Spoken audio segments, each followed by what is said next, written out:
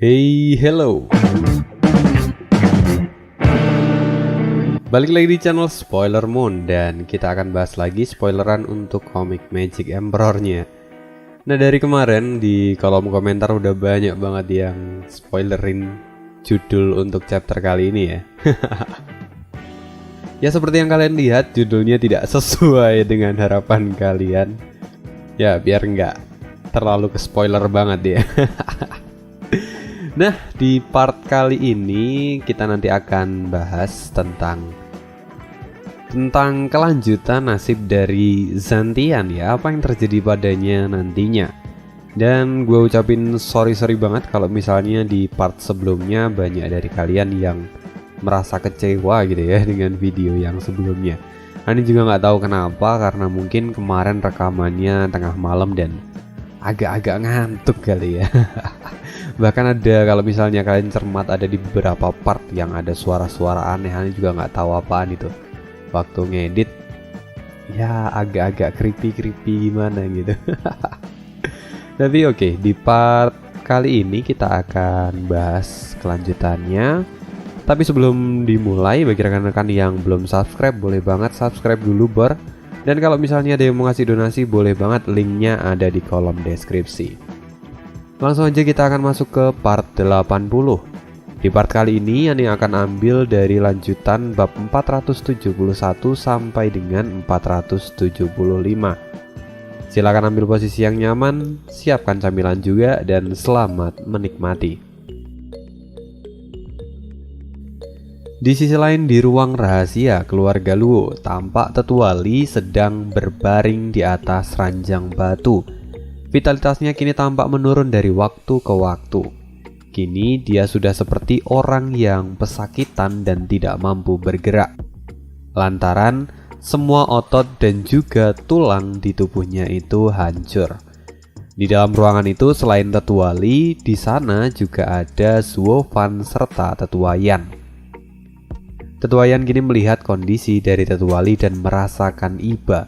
Dia pun tampak menghela nafas panjang. Lalu dia berkata, "Tetua Li, kamu benar-benar keras kepala. Kamu bahkan sampai rela membuang kebebasanmu hingga menjadi seperti sekarang. Itu sungguh tidak layak meskipun kamu mendapatkan kemenangan," kata Tetua Yan. Mendengar ini Zuo Fan tertawa. "Tetua Yan, kamu tidak akan bisa memahami apa yang sedang dilakukan oleh Tetua Li. Dia adalah seorang wuji sejati dan memang tidak bisa dipahami oleh kebanyakan orang. Selain itu, apa kamu juga lupa bahwa dulu kamu pernah mempertaruhkan nyawamu untuk mengalahkanku di acara Beidan? Kamu juga tidak ada bedanya dengan Tetua Li." Mendengar ini, Tetua Yan pun tersipu malu. "Steward Zuo benar. Pada dasarnya kami memang sama. Dan kami tidak segan mengorbankan nyawa kami demi sesuatu yang kami benar-benar cintai. Kami ingin melakukan yang terbaik dan tidak ingin kalah dari orang lain." Itu sungguh membawa nostalgia sekali. Mendengar ini Zuo Fan pun ikut tertawa. "Ya, aku benar-benar menyukai kalian dan memang tidak salah aku memilih kalian untuk menjadi tetua dari keluarga Luo. Steward Zuo, meski kami memiliki kecintaan yang sama, tapi sayangnya nasib kami jauh berbeda.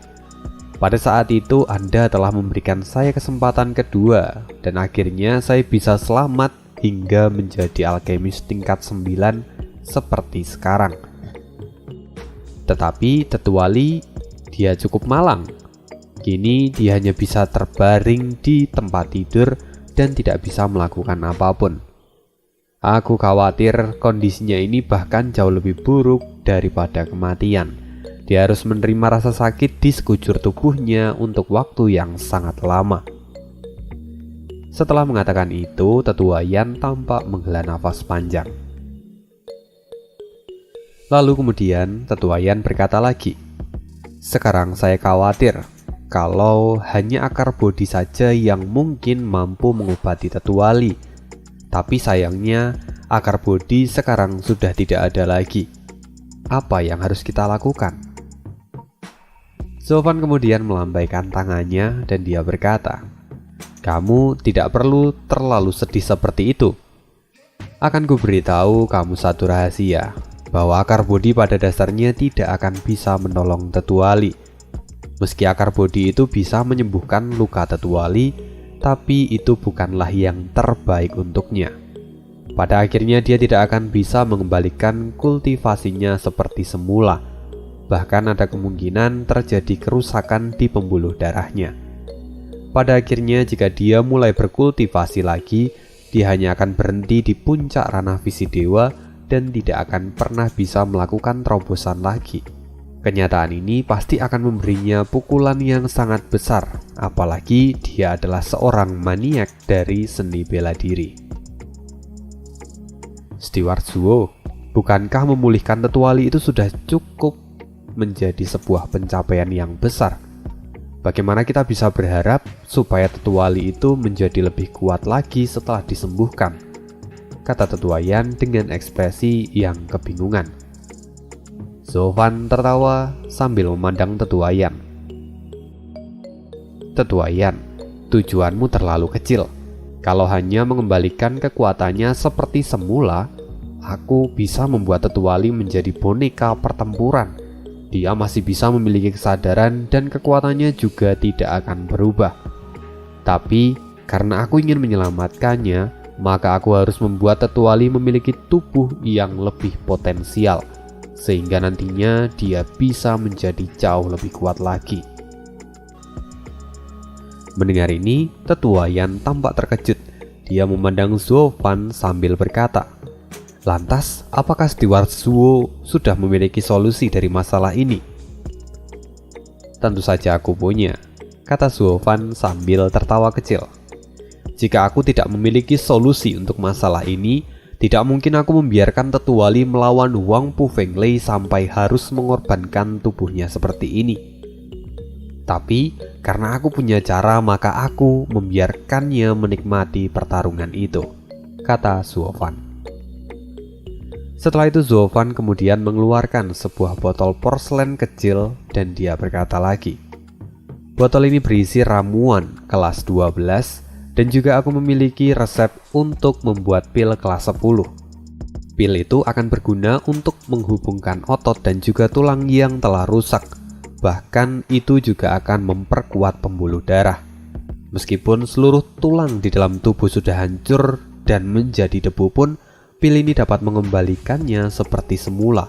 Lalu, pil itu juga akan memperkuatnya. Setelah Tetuali mengkonsumsi pil ini, tubuhnya akan seperti terlahir kembali dan menjadi tubuh yang jauh lebih kuat. Ini adalah ramuan yang terbaik untuk seorang kultivator." Mendengar ini mata Tetua Yan terbelalak. Dia terkejut dengan pernyataan Zovan sampai dia menelan ludahnya sendiri. Kini, jiwa alkemis Tetua Yan seolah terpanggil dan semangatnya pun tampak membara. Melihat ini, Zovan pun tersenyum. Kemudian dia menyodorkan botol itu dan berkata, "Tetuali, apa kamu tertarik untuk menantang kesulitan dari pembuatan pil kelas 10? "Steward Zuo, Anda membiarkan saya untuk berlatih?" Tampak kegembiraan terpancar dari mata Tetuali. Dia tampak sangat ingin memurnikan pil itu. Tapi sesaat kemudian dia juga tampak khawatir lantaran dia belum pernah memurnikan pil kelas 10 sebelumnya. Bahkan bahan yang akan ia gunakan itu bukan lagi harta karun kelas negara. Bahan itu adalah bahan obat kelas 12 yang mana itu sudah sangat lama tidak pernah ditemukan lagi. Bahkan dikatakan bahwa bahan obat kelas 12 ini adalah barang legenda dan sudah hilang sejak zaman kuno. Jika sampai dia gagal, maka tentu saja ini akan menjadi kerugian yang besar. Apalagi jika dinilai harga dari bahan obat kelas 12 itu sudah sama dengan setengah wilayah dari kekaisaran. Tapi Zovan dengan santai dia berkata, "Tentu, ambillah. Kamu tidak perlu khawatir, lagi pula aku memiliki sumber daya yang tidak terbatas." kata Zulfan dengan santai. Lalu dia melemparkan botol itu dan memberikan sebuah slip giok pada tetua Yan. Itu adalah resep dan cara pembuatan pil itu. Berlatihlah dengan baik, karena jika kamu berhasil, maka ini akan sangat berguna bagi keluarga Luo di masa depan, kata Zulfan sambil tersenyum. Mendengar ini, tetua Yan pun tertawa dan tanpa basa-basi segera menerima semuanya. Dia pun kemudian berseru, "Karena Steward Zuo begitu mempercayai orang tua ini, maka saya pasti akan melakukan yang terbaik dan tidak akan mengecewakan Anda." Mendengar itu, Zulfan pun tersenyum dan dia senang mendengarnya. Lalu dia pun mengangguk. Setelah itu mereka pun meninggalkan ruangan kecil itu. Tetua Yan segera memulai pemurnian obatnya, sedangkan Zulfan memulai penyempurnaan proyek 100.000 pasukan buatan miliknya. Setelah itu semua, waktu berjalan dengan sangat cepat dan tidak terasa sudah seminggu terlewati. Zulfan menyadari bahwa ini sudah waktunya untuk memeriksa pekerjaan tetua Yan. Mungkin saja tetua Yan mengalami kesulitan, pikir Zulfan. Tapi sebelum Zulfan meninggalkan tempat itu, tetua Yan sudah ada di depannya. Dia kemudian dengan wajah gembira berkata, Steward Zuo, saya berhasil," katanya. Mendengar ini Zulfan sedikit terkejut. Awalnya dia pikir mungkin tetua Yan akan mengalami sedikit kesulitan untuk membuat pil ini, lantaran dia baru saja menginjakkan kaki sebagai master alkimia peringkat 9. Tapi rupanya dia bahkan berhasil menyelesaikan ini dengan mudahnya. Dengan begini, penilaian Zulfan pada tetua Yan langsung meningkat dengan signifikan. Tetua Yan kini tampak sangat gembira dan segera menyerahkan botol porselen yang ia pegang pada Zulfan. "Steward Zuo, lihatlah kualitas dari pil buatan saya. Meski hanya bisa membuat satu, tapi saya cukup yakin pada kualitasnya." Melihat itu Zulfan pun tertawa, lalu kemudian melihat isi botol itu. Dia pun tersenyum lalu berkata, "Ini sudah sangat bagus," katanya. Lalu setelahnya Zulfan melihat pil yang ada di tangannya. Aroma pil itu keluar dan sungguh menggairahkan, seolah-olah semua penyumbat di dalam pembuluh darahnya langsung sirna. Dan tidak menunggu waktu lama, Zulfan segera memakan pil itu dan kemudian duduk bersila. Zulfan berkultivasi selama 3 jam penuh dan ledakan energi kembali terjadi dari tubuh Zulfan.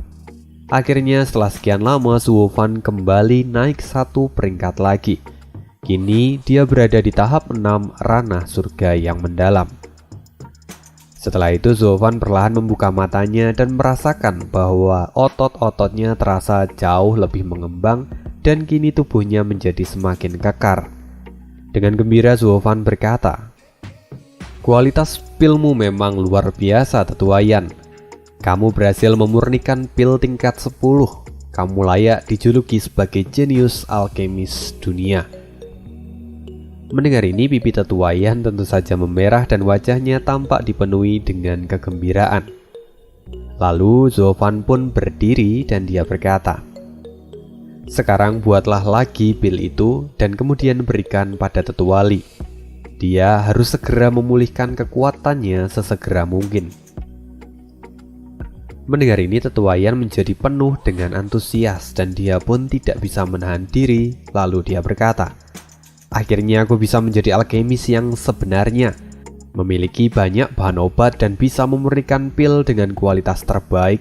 Itu sungguh adalah kebahagiaan yang tidak bisa digambarkan bagi seorang alkemis." Mendengar itu Zulfan pun tertawa. "Berbahagialah, sekarang aku memiliki stok bahan yang tidak ada habisnya. Selama kamu serius berlatih alkimia, maka kamu tidak akan pernah menyia-nyiakan bakatmu."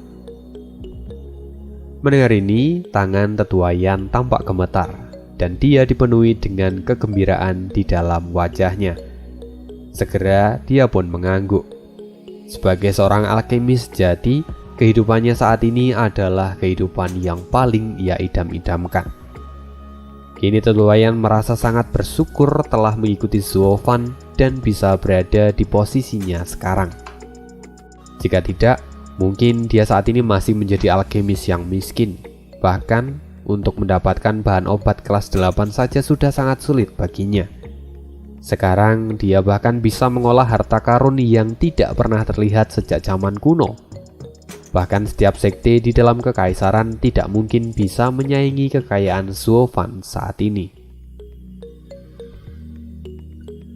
Lalu di tengah momen kebahagiaan Tetuayan ini, tiba-tiba terdengar suara langkah kaki yang sangat cepat. Lalu setelah itu terdengar teriakan dengan nada yang panik.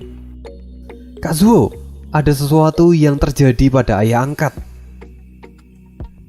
Orang yang baru saja datang itu tidak lain adalah Yun Hai. Wajahnya kini tampak pucat dan juga dia tampak sangat khawatir.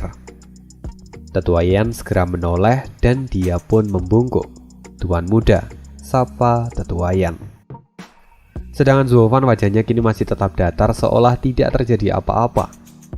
Lalu dia berkata dengan santai, "Dugu Zantian adalah pria yang terlalu polos dan kelewatan setia.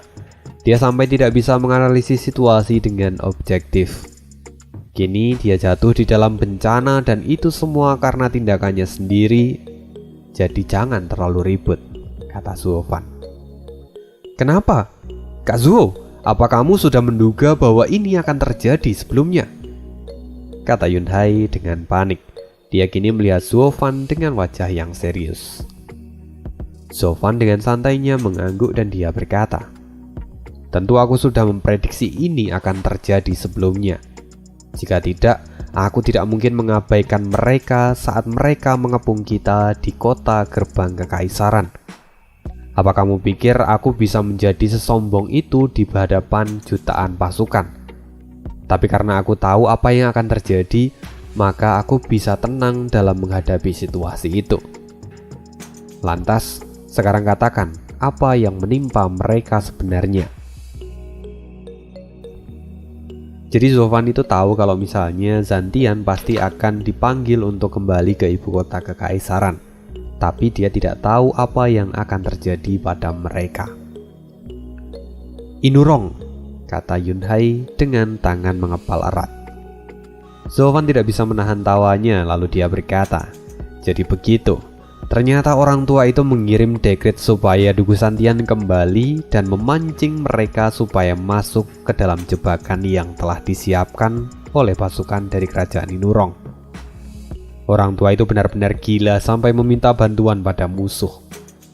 Sekarang semuanya menjadi semakin jelas. Pantas saja imam besar mengatakan kalau kekaisaran akan mengalami puncaknya setelah perang berakhir." Yun Hai kini masih tampak khawatir dan dia berkata, "Kak Zhuo, aku tidak peduli apapun yang terjadi setelahnya. Tapi saat ini ayah angkat sedang dalam bahaya. Sekarang mereka sedang dikepung di dalam lembah terpencil dan tidak bisa melarikan diri. Sedangkan pasukan kerajaan Inurong mengepung seluruh tempat itu. Kamu harus membantuku dan menemukan cara untuk menyelamatkan mereka." Melihat Yun Hai yang tampak cemas, Zhuo-Fan berkata dengan santai, "Menyelamatkan mereka? Mereka sendiri yang jatuh ke dalam perangkap musuh dan mereka sebelumnya berniat untuk menyerang keluarga kita. Lantas, kenapa aku harus menyelamatkan mereka?" Mendengar ini Yun Hai tersentak. Dia terdiam karena tidak bisa membantah ucapan Zhuo-Fan. Tetuayan yang merasa kasihan pada Yun Hai, dia kemudian berkata untuk menghibur hatinya, "Tuan muda, Menteri Dugu adalah prajurit yang kesepian. Mereka sendiri yang ingin menjadi musuh kita, maka kita tidak punya kewajiban untuk menyelamatkan mereka. Ini adalah takdir yang harus mereka jalani karena menjadikan kita sebagai musuh." Yun Hai kini tampak menggigit bibirnya dan dia tidak bisa bicara untuk waktu yang lama. Lalu setelah menetapkan hatinya, Yun Hai kemudian menatap Zhuo-Fan dan kembali berkata, "Aku tidak peduli dengan apa yang ayah angkat lakukan padaku. Meski dia telah mengirimkan pasukan untuk menyerangku, Tapi pada akhirnya dia tidak melakukannya. Apalagi dia melakukan ini atas dasar perintah. Maka itu bukan keinginan dari ayahku sendiri. Dia hanya tidak bisa menentang perintah dari kaisar, jadi aku akan memakluminya. Lalu apa yang kamu inginkan? Kata Zuofan memotong ucapan dari Yunhai. Kini Zuofan menatap Yunhai dan dia kembali berkata dengan wajah serius. Jika dia benar-benar mengirimkan pasukan dan menyerang kita, maka perang salib tidak akan bisa dihindari. Aku bisa mengerti, dia hanya mengikuti perintah dari kaisar. Tapi dia sebenarnya telah kalah sejak awal. Persetan dengan dewa perang yang tidak pernah terkalahkan itu benar-benar adalah gelar yang sangat konyol. Karena pada akhirnya hatinya telah kalah oleh perintah yang diberikan oleh kaisar. Semuanya hanya karena kesetiaan bodoh yang terus ia junjung tinggi.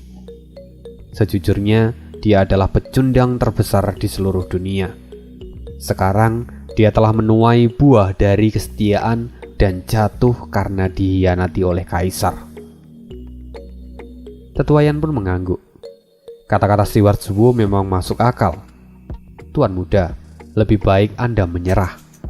Ini tidak ada hubungannya dengan Anda. Bahkan jika Anda menyelamatkannya sekarang pun, bukan tidak mungkin nantinya dia akan mengikuti perintah kaisar dan mengkhianati kita lagi. Jika sampai itu terjadi, maka apa yang akan Anda lakukan? Yunhai terdiam lagi. Kini ekspresinya tampak suram dan dia bergumam untuk waktu yang lama. Kembali dia mengingat masa lalu dan dia berkata lagi, Kak Zhuo, apa kamu masih ingat saat keluarga Luo dalam kesulitan? Saat kamu pergi menjelajah ke dunia luar dan kami ditekan oleh berbagai sudut. Hanya ayah angkat yang melindungi kami, sehingga kami dapat bertahan sampai kamu kembali. Sekarang bagaimana aku bisa begitu tidak tahu terima kasih dan melupakan itu semua? Tentu, aku tidak melupakan itu semua, kata Zuofan yang mana alisnya sedikit bergetar kali ini. Jika kamu memang tidak melupakannya, lantas kenapa kamu tidak bisa membantunya? Kata Yunhai dan mendesak Zuofan. Zuofan kini menghela nafas panjang, lalu dia berkata, jadi apa yang kamu inginkan? Wajah Yunhai kini berubah menjadi jauh lebih serius dan dia berkata, kali ini ayahku mengalami kesulitan dan aku sebagai putranya ingin membantunya. Tapi aku terlalu lemah dan tidak mungkin bisa melakukannya sendiri. Tapi aku tidak mau menyerah dan aku tidak mau menyesal di kemudian hari. Maka, Kak Zuofan, kamu sebagai kepala pelayan di keluarga Luo, aku ingin kamu membantuku dan menyelamatkan ayah angkatku. Melihat ini, Zuofan menyipitkan matanya dan terdiam untuk beberapa saat. Kali ini dia bisa melihat keteguhan hati dari Yunhai dan dia tidak bisa mengabaikannya. Lalu setelah beberapa saat kemudian Zuofan berkata, Tetua Yan, pergi dan temui Sange, suruh dia untuk menemuiku.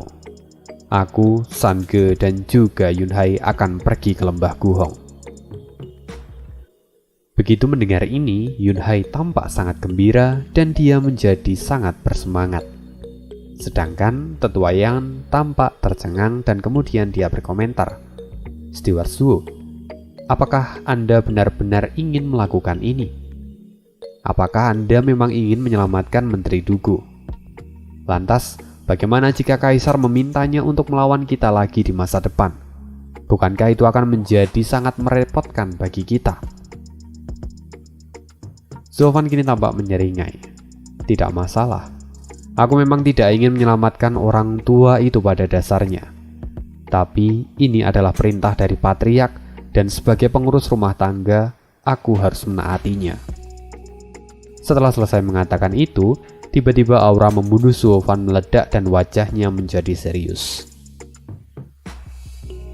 Ketika Yunhai melihat hal ini, dia menjadi sangat bersemangat dan dia tidak henti-hentinya mengucapkan terima kasih pada Zuofan. Sedangkan Tetua Yan, dia tidak bisa berkata-kata lagi. Dia segera bergegas untuk mencari Sange.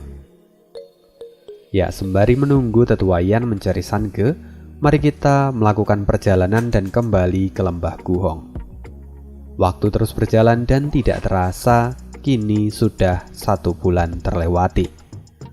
Di depan lembah Guhong, para pasukan dari kerajaan Inurong masih tampak berjaga dan bertahan di kemah-kemah mereka. Tiba-tiba sebuah kabut hitam mendekati pasukan mereka dan serigala pembunuh bisa merasakannya. Dia segera melompat dari tempat duduknya dan segera bergegas ke arah kabut hitam itu. Serigala pembunuh segera mengumpulkan energi dan membentuk sebuah tombak, lalu kemudian melemparkannya ke arah kabut hitam itu.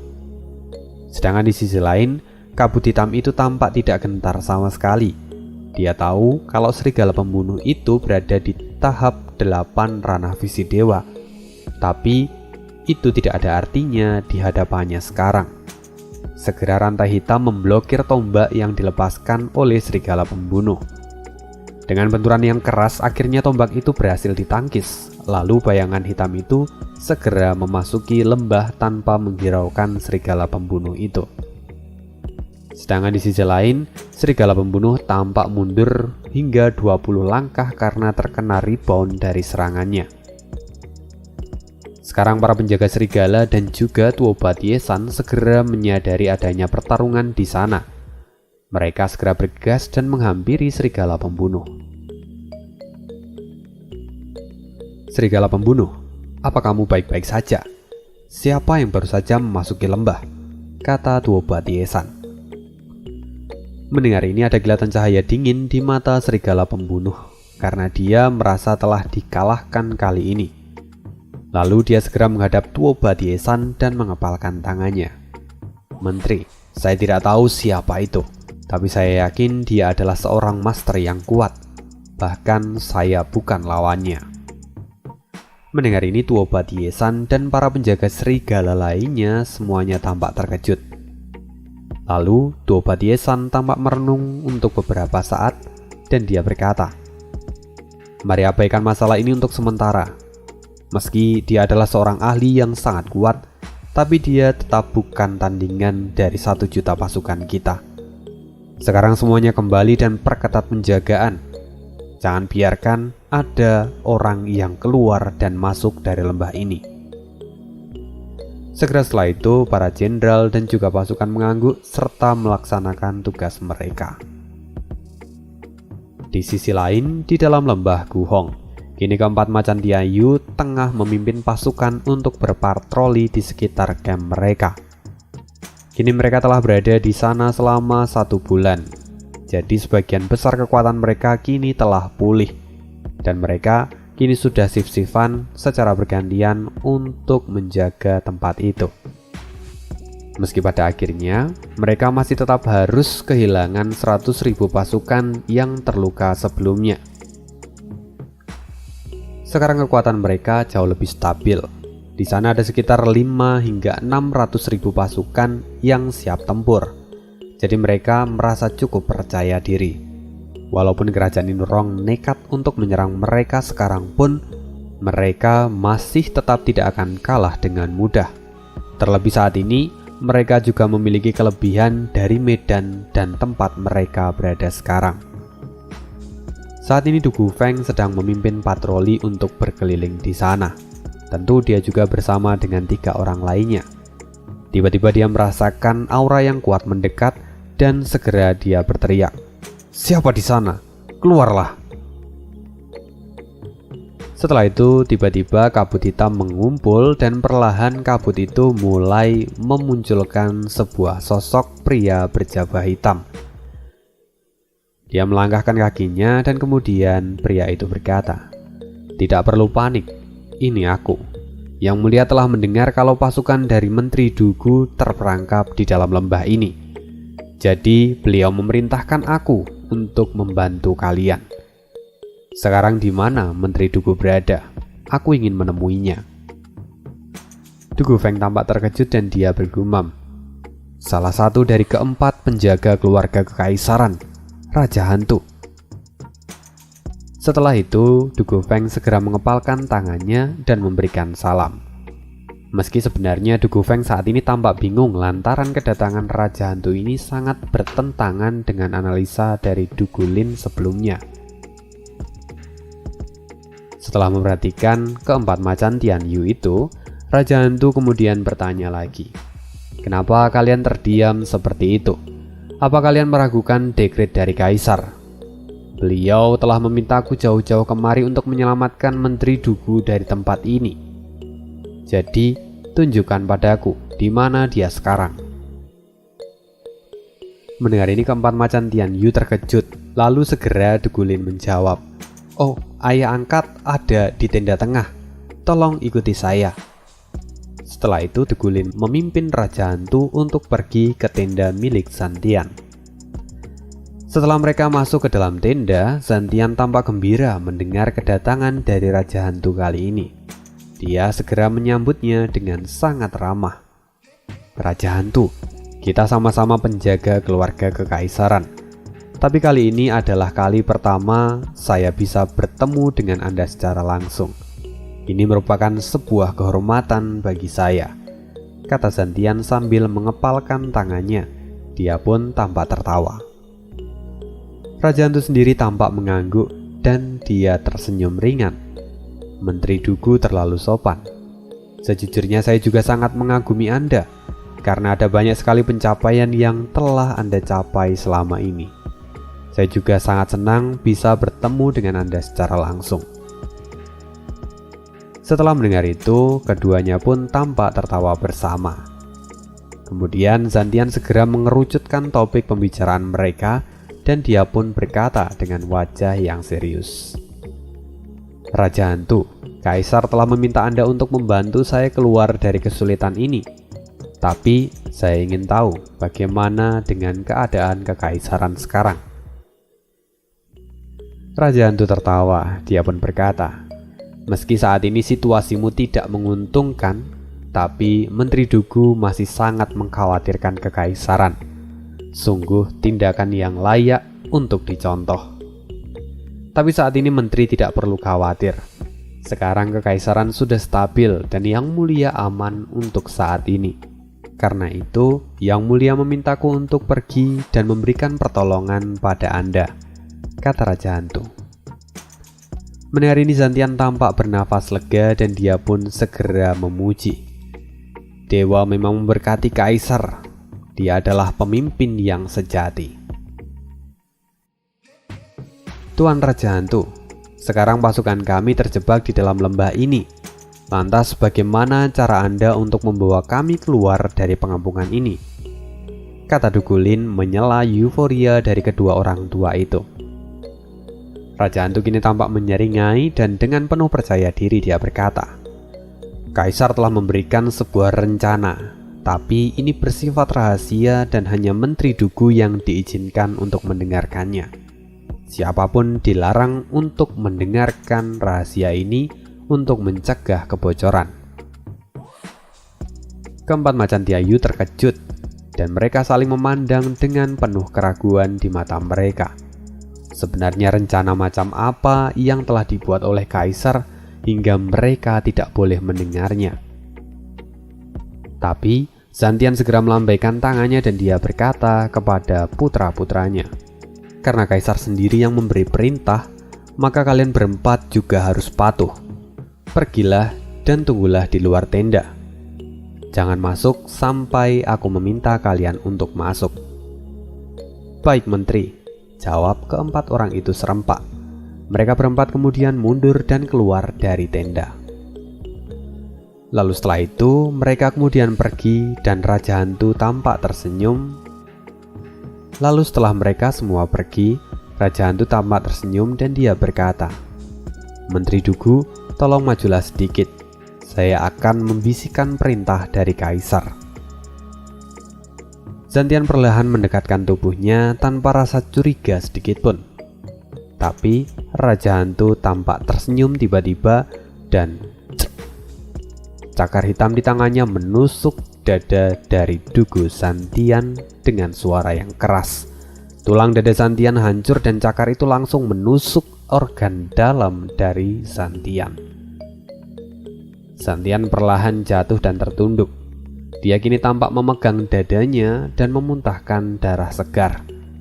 Kini Santian menatap Raja Hantu dan berkata dengan penuh amarah, Kamu juga adalah salah satu pengkhianat.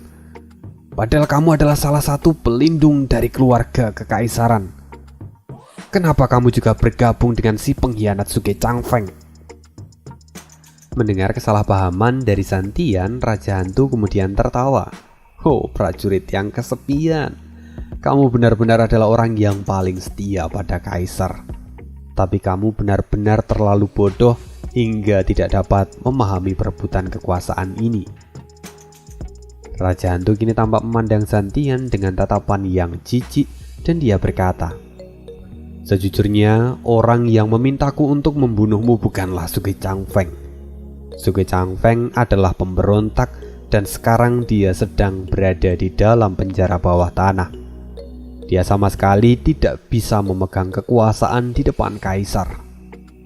Sedangkan yang memintaku untuk membunuhmu tak lain adalah kaisar sendiri. Dia memintaku untuk melenyapkanmu dan juga semua pasukanmu." Mendengar ini mata Santian memerah. Dia tidak bisa mempercayai dan menyangkalnya. "Mustahil, itu mustahil. Aku adalah orang yang paling setia pada perintah dari kaisar. Lantas kenapa kaisar sampai ingin menyingkirkanku seperti ini?" Raja Hantu mencibir.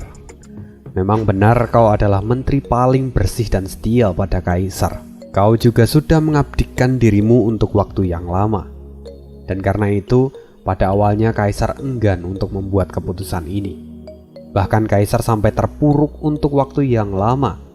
Tapi sayangnya ini adalah keputusan untuk masa depan kekaisaran. Karena itu, tidak ada pilihan lain selain mengorbankanmu. Selain itu, kaisar juga memintaku untuk menyampaikan pesannya padamu. Kamu telah bekerja keras untuk kekaisaran dan kaisar sangat berterima kasih untuk semua itu. Tapi saat ini sudah waktunya bagimu untuk beristirahat dalam tenang," kata Raja Hantu. Santian tampak menggertakkan giginya. Wajahnya tampak gelap dan sulit untuk mempercayai hal ini. Dia sekali lagi membantah dan dia berkata, "Tidak mungkin. Kaisar tidak mungkin melakukan ini padaku." "Menteri!" teriak keempat macan Tian Yu yang kini melihat ayahnya telah terjatuh dan bersimbah darah. Sebelumnya mereka mendengar suara yang keras, lalu mendengar cekcok antara Raja Hantu dan juga Santian. Karena itu mereka memutuskan untuk memberanikan diri dan melanggar perintah dari Santian, lalu mereka masuk ke dalam tenda. Du Gufeng kini tampak memandang Raja Hantu dan dengan marah dia berkata, "Raja Hantu, beraninya kau mencelakai ayahku. Lihat saja, kami berempat tidak akan pernah melepaskanmu." Aura membunuh segera meledak dari tubuh keempat macan Tian Yu. Mata mereka kini tampak memerah, dipenuhi oleh dendam. Tapi Raja Hantu adalah eksistensi yang belum bisa mereka raih. Karena itu, Raja Hantu tampak tersenyum dan dengan santainya dia berkata, "Kalian berempat hanyalah macan kecil yang bahkan belum menembus ranah visi dewa. Tanpa jutaan pasukan di belakang kalian, kalian bahkan tidak ada bedanya dengan semut di mataku. Sekarang kalian berani memprovokasiku? Apa kalian sedang menjemput kematian kalian sendiri? Majulah, aku akan membereskan kalian dan semua pasukan kalian, supaya kalian tidak menyebabkan masalah untuk kaisar di masa depan."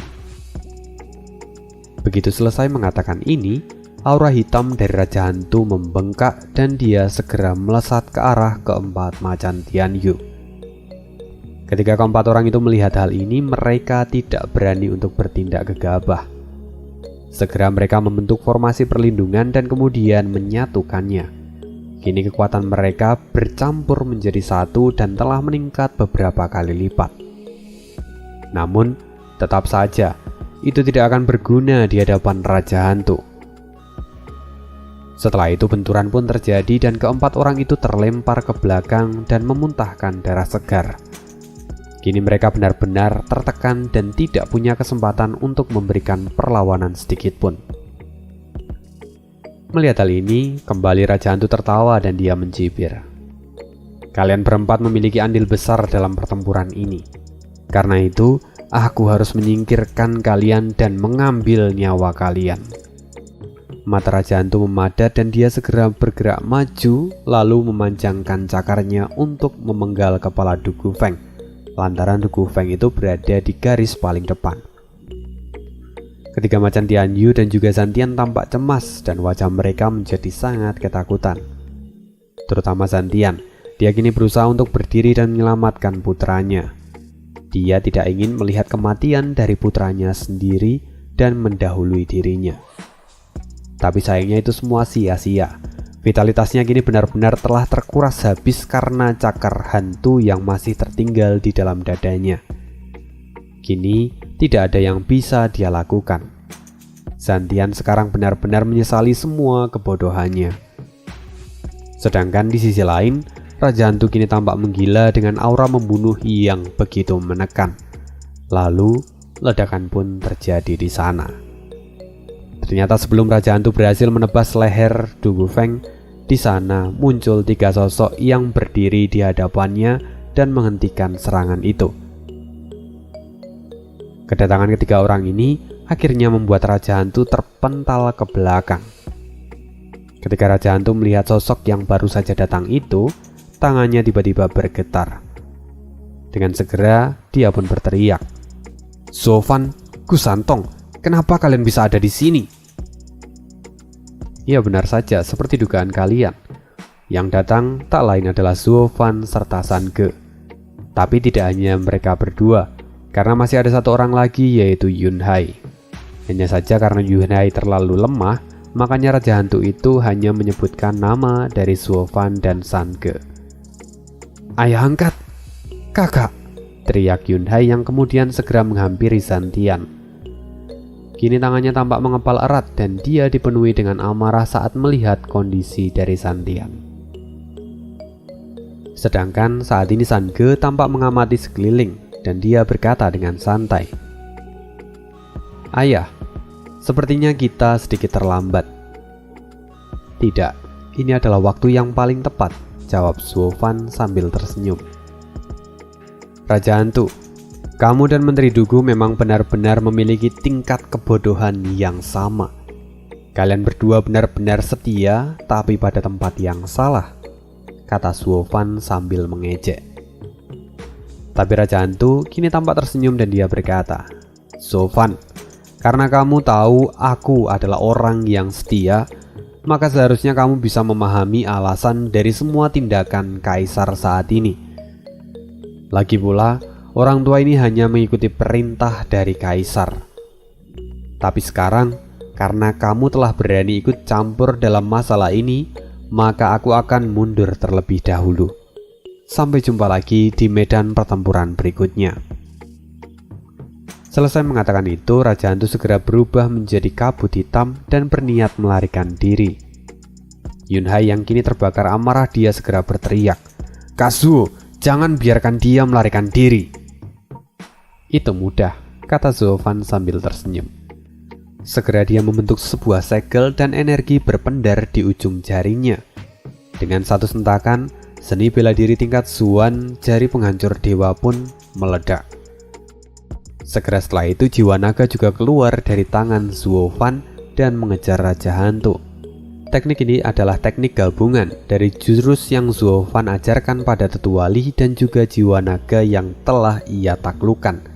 Dengan penggabungan dari kedua kekuatan ini, segera teknik Zuofan pun meningkat beberapa kali lipat. Merasakan bahaya, Raja Hantu segera berbalik dan tidak berani mengabaikan kekuatan ini. Dia segera menarik jubahnya dan membentuk sebuah pelindung seperti bola untuk melindungi tubuhnya. Sampai akhirnya ledakan pun terjadi di sana. Jiwa naga itu tampak menabrak jubah Raja Hantu dan kemudian jubah itu jatuh. Namun Raja Hantu sudah tidak ada lagi di sana. Dia benar-benar telah berhasil melarikan diri kali ini. Melihat hal ini mata Suovan memadat. Sial, rupanya orang itu masih memiliki trik untuk melarikan diri. Tapi ya sudahlah, mari biarkan dia pergi kali ini. Di masa depan, dia tidak akan lagi memiliki kesempatan untuk melarikan diri. Menteri! Tiba-tiba teriakan kembali terdengar dari orang-orang yang ada di ruangan itu. Seketika, suasana di ruangan itu berubah menjadi sedih. Suovan menoleh lalu dia berjalan mendekati Santian. Yunhai segera menatap Suovan dengan penuh harapan. Kak Suo, tolong periksa ayah. Aku sudah memberinya pil penyembuh tapi kondisinya sama sekali tidak membaik. Ya, aku akan memeriksanya, kata Suovan. Setelah itu Suovan melihat luka dari Santian lebih dekat lagi dan dia tampak terkejut. Dia kemudian menggelengkan kepalanya dan menghela nafas panjang. Ini adalah senjata iblis tingkat 7, senjata pemakan jiwa. Menteri Dugu sudah tidak bisa diobati lagi. Senjata iblis tingkat 7? Mata Yunhai tampak terkejut. Suovan kemudian menjelaskan. Senjata ini disebut sebagai senjata pemakan jiwa. Itu adalah harta karun ajaib yang digunakan untuk menghancurkan jiwa seseorang dengan sangat cepat.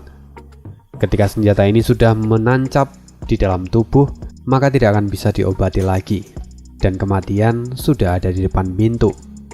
Aku tidak menyangka kalau Kaisar sampai menyiapkan artefak seperti ini untuk menyingkirkan menteri yang paling setia padanya. Mendengar ini semua orang tampak terkejut dan tubuh mereka pun bergetar. Kemudian dengan sedih menatap Santian. Tapi Santian sama sekali tidak merisaukan itu. Dia kemudian tertawa. Orang tua ini telah berjuang di medan pertempuran seumur hidup dan siap mati kapanpun. Tapi aku hanya tidak menyangka bahwa aku akan mati seperti ini. Santian kemudian menoleh ke arah Suovan. Kaisar ingin aku mati, maka aku tidak bisa menolaknya. Itu adalah salah satu bagian dari kesetiaanku. Tapi aku memiliki sedikit keraguan di dalam hatiku. Bisakah aku mendapatkan jawabannya darimu, Steward Suo? Suovan tampak termenung sebentar lalu dia berkata, tentu, silakan tanyakan padaku. Santian kemudian mulai bicara lagi. Orang tua ini telah lama menjadi seorang prajurit dan hidup di dalam medan perang. Setiap langkah yang orang tua ini ambil juga untuk kekaisaran, dan aku tidak pernah mengkhianatinya. Tapi kenapa Yang Mulia masih menaruh dendam pada orang tua ini hingga ingin menyingkirkannya? Suovan merenung sejenak lalu dia bertanya balik. Kalau begitu, aku ingin bertanya terlebih dahulu. Selama menteri memegang jabatanmu, apa pencapaian terbesar yang pernah ada di dalam hidupmu? Santian kemudian berkata dengan penuh rasa bangga, aku berhasil mempertahankan perbatasan dan tidak membiarkan kerajaan Inurong untuk melewatinya. Suovan tampak tersenyum tipis lalu dia bertanya lagi. Kalau begitu, bagaimana sebelum kamu mengambil alih pasukan? Apakah kerajaan Inurong pernah berhasil menguasai perbatasan dan mengambil wilayah kekaisaran? Mendengar ini, tubuh Santian bergetar dan kebanggaannya seolah menghilang dan dia pun terdiam. Dia tidak tahu apa yang Suovan pikirkan, tapi dia tahu jawaban dari pertanyaan itu. Karena saat ini Santian tampak tertekan, Dugu Feng segera menyela dan berkata dengan bangga, sebelum ayah menjabat sebagai menteri, tentara perbatasan tidak pernah berhasil menahan pasukan kerajaan Inurong. Hasilnya adalah mereka menjarah kota-kota di sekitar perbatasan itu. Mereka membunuh, memperkosa, dan juga mengambil segala sesuatu yang berharga di sana. Tapi setelah ayah angkat menjabat sebagai menteri, mereka tidak pernah bisa lagi memasuki wilayah itu. Lalu apa lagi? Kata Suovan. Apakah hanya itu saja? Apa kalian benar-benar berhasil mempertahankan wilayah itu? Apa mereka pernah benar-benar mengambil alih wilayah itu? Mungkin kalian sudah lupa kalau kekaisaran memiliki 3 sekte pelindung. Mereka tidak pernah mengambil alih wilayah kekaisaran. Karena itu 3 sekte pelindung juga tidak pernah bergerak untuk mengurus mereka. Jadi pada dasarnya, apa yang kalian lakukan itu tidak benar-benar berarti di mata kaisar. Hei Steward Zuo, jaga bicaramu. Bagaimana bisa kamu mengatakan bahwa apa yang dilakukan menteri itu bukan sebuah pencapaian? Menteri berhasil menjaga orang-orang dan tidak membiarkan kehancuran bagi mereka, kata Dugu Feng dengan penuh amarah. Dugu Feng, diamlah. Biarkan Steward Zuo melanjutkan penjelasannya, bentak Santian. Zhou Fan tampak tertawa kecil dan kemudian dia berkata, sesungguhnya pencapaian terbesar dari Menteri Dugu adalah mengendalikan Suge Changfeng. Karena sebenarnya Kaisar mengandalkan Menteri Dugu untuk menstabilkan urusan internal. Selain itu, menurut apa yang dikatakan oleh Imam Besar, sesungguhnya peran dari Menteri Dugu dan juga Suge Changfeng adalah menjaga kestabilan dari ketujuh pilar. Dengan hadirnya Menteri Dugu dan juga Suge Changfeng sebagai pelindung keluarga kekaisaran, ketujuh pilar tidak akan berani mengambil tindakan secara gegabah. Hal ini secara alami akan menekan kebangkitan dari ketujuh pilar. Pada akhirnya, Kaisar hanya menciptakan check and balance di dalam kekaisaran sendiri, di mana ketujuh pilar yang berusaha menggulingkan kekuasaan dari Kaisar dan mereka akan ditekan oleh keempat pelindung keluarga kekaisaran. Tetapi saat ini setelah 7 pilar telah hancur dan Suge Changfeng berhasil diatasi, Kaisar tidak memerlukan lagi sosok pelindung. Maka orang yang akan ia singkirkan berikutnya tak lain adalah Menteri Dugu Santian. Dia tidak memerlukan 2 singa di dalam satu gunung. Pada akhirnya, dia memang harus menyingkirkan Dugu Santian yang mengomandoi lebih dari 70% kekuatan di kekaisaran.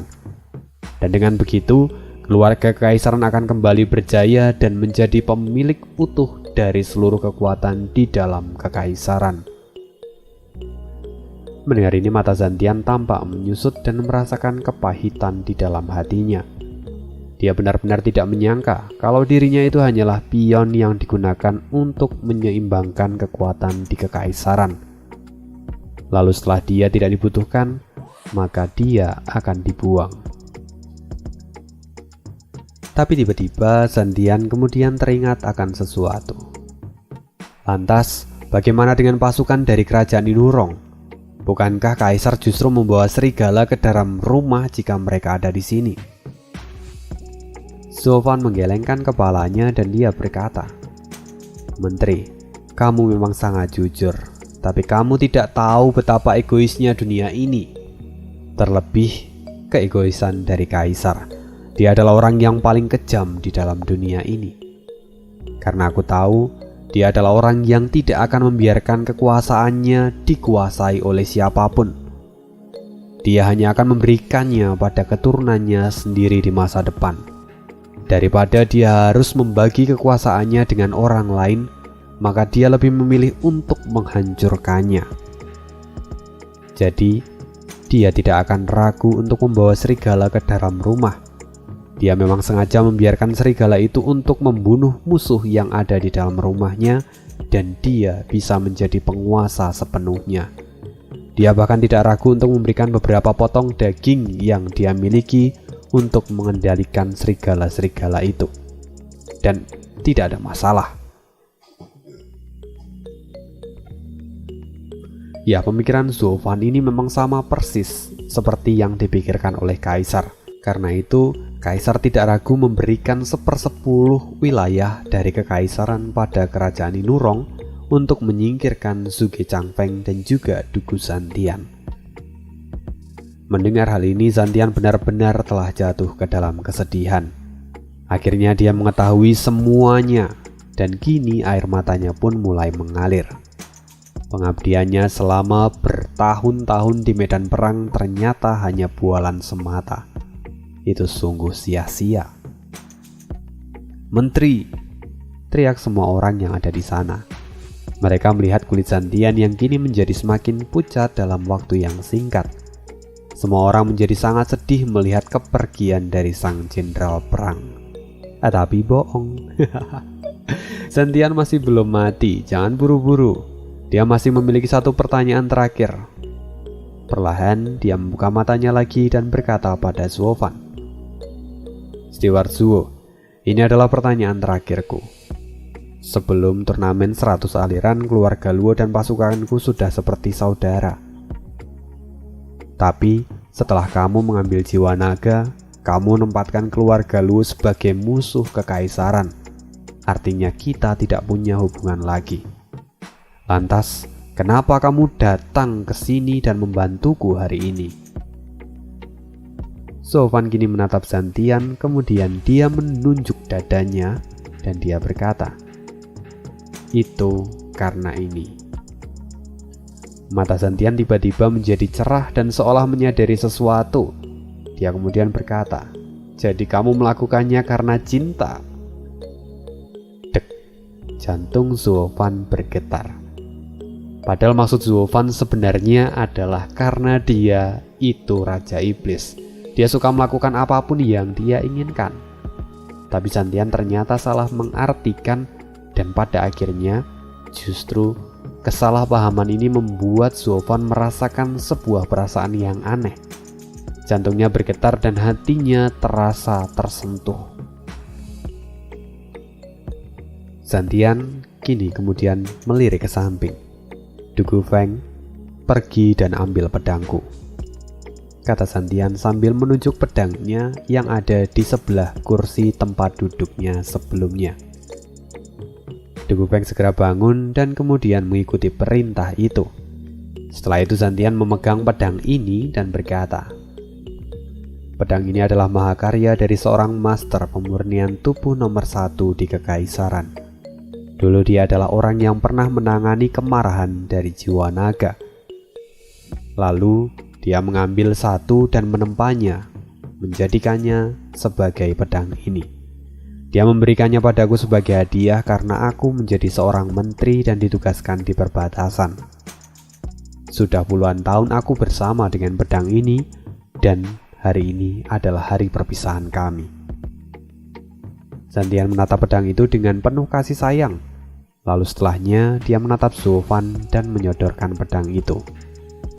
"Steward Zuo, kamu berbeda denganku. Kamu selalu objektif dan lebih dewasa dalam mengambil keputusan. Maka ambillah pedang ini dan gunakanlah untuk melindungi keluarga Luo mulai saat ini." Keempat macan Tiayu termasuk juga Yunhai terkejut ketika melihat hal ini. Tapi saat melihat keyakinan di mata Zantian, mereka pun tidak berani untuk membantahnya. Segera mereka pun menundukkan kepala mereka. Zuovan akhirnya melihat pedang panjang itu lalu menggelengkan kepalanya. "Lupakan saja. Seorang pria sejati tidak akan mengambil keuntungan dari nasib buruk orang lain. Meski aku bukan orang yang terhormat, tapi aku tidak akan mengambil harta dari seorang jenderal yang telah jatuh. Simpanlah, biarkan dia pergi bersama denganmu." Mendengar itu Zantian tertawa. Orang mati tidak membutuhkan pedang untuk dibawa pergi. "Ambillah pedang ini, aku ingin kamu memilikinya," kata Zantian sambil menyerahkan pedang itu. Sekali lagi Zuovan melihat Zantian dan dia menghela nafas panjang. Tapi kali ini dia pun mengangguk dan mengambil pedang itu. Lagi pula, Zantian sudah memintanya sebanyak 2 kali. Jika dia tetap menolak, maka itu hanya akan mencoreng wajah Zantian. Lagi pula, pedang itu mungkin akan berguna baginya di masa depan. Setelah itu Zuovan mengayunkan pedang itu dan meletakkannya di punggungnya. Kali ini Zuovan tampak jauh lebih heroik seperti kebanyakan MC pada umumnya. Zantian yang melihat Zuovan kali ini tampak tersenyum. Dia merasa sangat puas setelah melepaskan beban yang ada di pundaknya. Perlahan, tubuhnya menjadi semakin lemah dan dia pun menutup matanya. "Menteri!" teriak anak-anaknya sambil berlinangan air mata. Mulut Zantian bergetar, dia masih belum mati. Kali ini dia kembali membuka matanya lalu menatap kelima anaknya. Dengan sisa-sisa tenaganya dia pun berkata, "Jangan panggil aku menteri. Sebelum aku pergi, aku ingin kalian semua memanggilku ayah." "Ayah!" teriak kelima orang itu. Senyuman perlahan muncul di wajah Zantian. Dia menghadap ke langit dan perlahan menutup matanya lagi. Dan satu kata terakhir keluar dari mulutnya, "Sampai jumpa." Dan nafas Zantian pun akhirnya berhenti. "Ayah angkat!" teriak kelima orang itu bersamaan. Dan mari sekali lagi kita panjatkan doa yang terbaik. Semoga amal ibadah Zantian diterima di sisinya. Air mata membasahi pipi dari kelima macan Tian Yu. Mereka mengerumuni Zantian dan memeluk tubuhnya dengan erat. Tapi saat ini wajah Zantian tampak tenang, seolah dia tidak memiliki penyesalan sama sekali. Perannya kini sudah selesai dengan sempurna. Sange yang melihat hal ini tiba-tiba merasakan bau bawang di hidungnya dan dia perlahan mendekati Zuofan. Kemudian Sange pun ikut menangis sambil memeluk Zuofan. Zuofan saat ini menepuk kepala kecil dari Sange. Di ruangan itu hanya dia yang tidak menangis dan melihat semuanya dengan ekspresi yang tenang. Dia benar-benar tahu siapa Zantian. Zantian adalah pria yang sejati, dia jujur dan juga baik. Tidak seharusnya dia diperlakukan seperti ini. Sayangnya, takdir Zantian harus berakhir di sini. Tapi Zuofan tahu bahwa Zantian adalah seorang pria yang terhormat. Kelima orang itu terus menangis tanpa henti, dan tidak terasa 2 jam pun telah berlalu. Dan setelah itu, mereka saat ini jauh lebih merasa tenang. Kelima orang itu kemudian membawa tubuh ayah angkatnya keluar dari tenda utama, yang mana saat ini di depan tenda utama telah berdiri para prajurit dan semuanya berkumpul di sana. Sebelumnya, para prajurit itu mendengar keributan dari tenda utama, dan untuk pertama kalinya mereka tergerak untuk melanggar perintah. Sebelumnya mereka ditugaskan di dalam pos-pos dan tidak boleh meninggalkannya tanpa perintah. Tapi kali ini mereka semua telah berkumpul. Saat ini, para prajurit tahu asal dari tangisan yang sebelumnya mereka dengar. Mereka bisa melihat bahwa saat ini pemimpin mereka telah tiada. Mata mereka memerah dan tidak ada satupun yang bisa meneteskan air mata. Karena tanpa seizin Menteri Dugu mereka tidak akan menangis. Jadi mereka semua menggigit bibir mereka dan juga meremas jari mereka untuk menahan air mata supaya tidak mengalir. Dugu Feng yang melihat kesetiaan dari para pasukan itu, dia merasa sangat kagum. Lalu dia berdiri dan berteriak, "Semua pasukan, dengarkan pengumuman ini. Hari ini ada 2 peristiwa besar. Pertama, kita telah dijual oleh kaisar, dan kedua, menteri dibunuh oleh utusan kaisar." Mendengar ini semua tentara segera berlutut dan hati mereka terasa hancur. Kini mereka memberikan penghormatan terakhir pada Zantian. Kemarahan dan kesedihan bercampur aduk menjadi satu di dalam diri semua pasukan. Tapi setelah itu, Dugu Feng kembali melanjutkan kata-katanya. "Namun sebagai pasukan dari Menteri Dugu, kita akan selalu mengikuti perintah dari Menteri. Jadi, untuk keputusan yang akan kita ambil berikutnya akan berdasarkan keputusan dari Menteri yang baru." Menteri yang baru? Semua orang segera mendongak dan melihat ke sekeliling, hingga akhirnya mereka menemukan pedang Zantian yang saat ini berada di punggung Zuofan. Mereka kini semua menatap Zuofan. Lalu Dugu Feng berteriak, "Semua pasukan beri salam pada menteri yang baru, Menteri Zuofan." "Selamat untuk Menteri Zuofan, panjang umur untuk Menteri Zuofan," teriak semua orang dengan serempak sambil memberikan penghormatan. Mendengar hal ini, wajah Zuofan tentu terlihat terkejut. Dia tidak percaya dengan apa yang ia lihat dan dengar kali ini. Karena sebelumnya dia berpikir Zantian itu sudah menunjuk penerusnya di antara kelima macan Tianyu. Tapi kenapa sekarang justru semua orang memanggilnya sebagai menteri yang baru? Pikir Zuofan. Tapi ketika dia melihat semua orang, dia menyadari bahwa ini bukan tipuan. Bahkan Yunhai pun tampak bersujud dan memberinya hormat. Artinya, memang semua ini sudah diketahui oleh semua orang.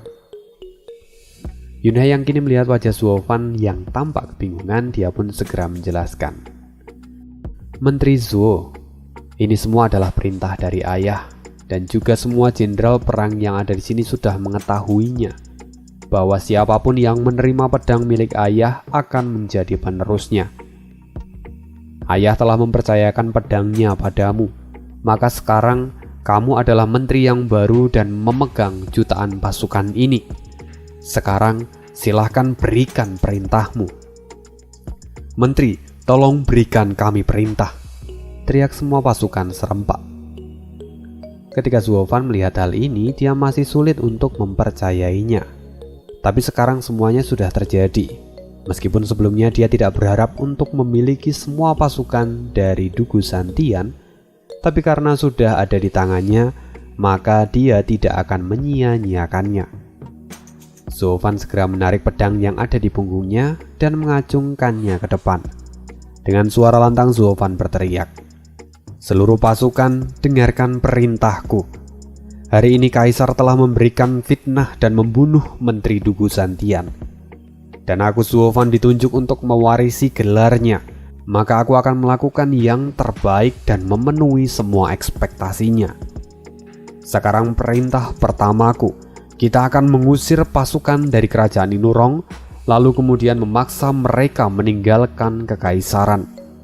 Setelah itu kita akan kembali ke Gunung Angin Hitam milik keluarga Luo dan bersiap untuk perang serta membalaskan dendam dari Menteri Dugu Zantian." "Balas dendam? Ya, kita harus balas dendam!" teriak semua pasukan sambil mengangkat senjata mereka. Kini kemarahan tampak jelas di mata mereka.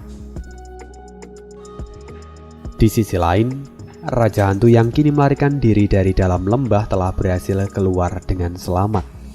Tapi saat ini dia terluka parah. Kini dia jatuh ke dalam lembah dekat kamp pasukan dari kerajaan Inurong. Dia kini tampak muntah darah.